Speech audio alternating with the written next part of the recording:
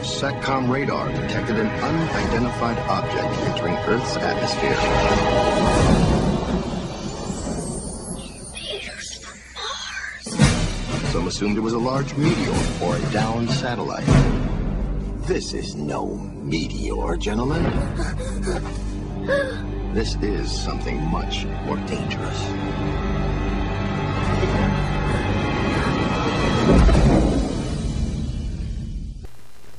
Oh, they have no idea. Hey everyone, Brandon here, and well, before I begin this review, I would just like to apologize at first hand of why these reviews are taking so long to come out. I've been very busy with school, because for some reason school seems to be getting harder at the end of the year, and also there have been a few problems with copyright. But that's a completely different story, and I'll take care of it. So again, I would like to thank you all for being patient, and this is my review on The Iron Giant. The Iron Giant starts off when a meteor crashes into the small town of Rockwell, Maine. There we meet our first character, Hogarth. What a strange name. Anyway, one night after Hogarth discovers that his backyard's a complete wreck, he goes off to figure out what did it. And what else does he encounter but a 50-foot giant mechanical robot. Hogarth is frightened of it at first, but then realizes that the robot means no harm. In fact, the robot just doesn't seem to know anything. So now it's Hogarth's responsibility to re-educate the robot and also protect it from society after a government agent named Kent Mansley goes into town to figure out what the meteor was. So, will Hogarth be able to protect the giant, or will the government separate this bond between a young boy and his big friendly giant? Now, I remember seeing this film a lot when I was younger. In fact, the first time I ever saw The Iron Giant was in a drive-in movie theater. Yeah, a drive-in movie theater today. It's not very likely, but in any case, I really liked it. The film was directed by Brad Bird, who would go on to do such films as The Incredibles, and was based off the book called The Iron Man. No, not that Iron Man. The book written by Ted Hughes. Yeah, that one. And many people regard The Iron Giant as one of the greatest animated films of all time. And honestly, I couldn't agree more. The story is original, and the characters are great. Hogarth is just a fun-loving boy who becomes very accustomed to having his own giant. And also, the giant himself is pretty damn cool.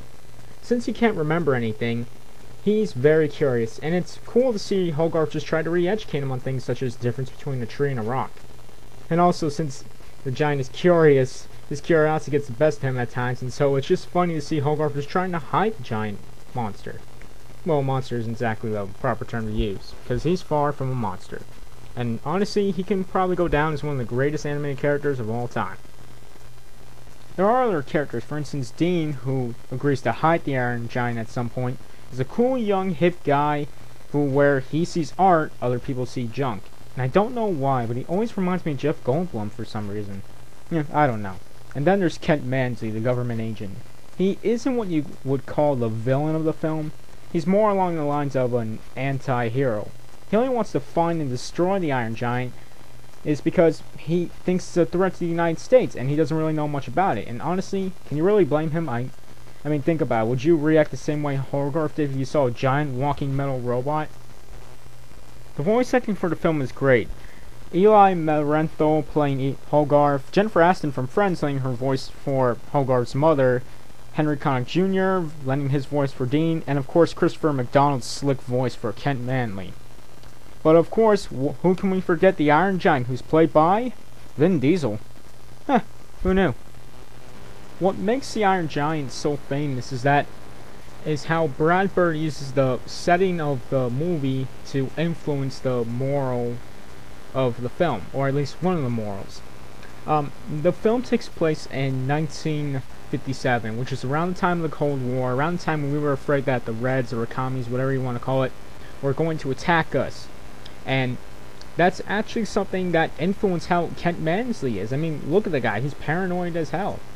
But more importantly, it makes us look at ourselves back in the 50s and realize that we were really afraid. And we were so afraid at the point that we would attack anything that seemed like a threat.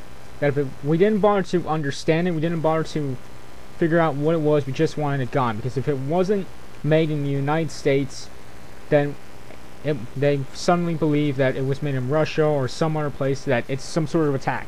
So it really makes us look at ourselves back then. But also there's another big moral lesson to this. but I'm not going to spoil that for you. So you're going to have to check out the film for yourselves to figure that out. In the end, does The Iron Giant really deserve all the credit it's given? Absolutely. It's a great film, has an original story, some great characters, and has a moral lesson no matter which way you look at it.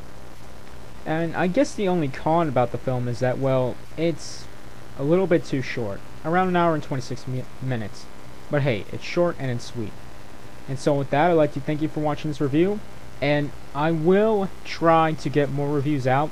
Because hey, school's almost over and summer's almost here, so that shouldn't really be too hard.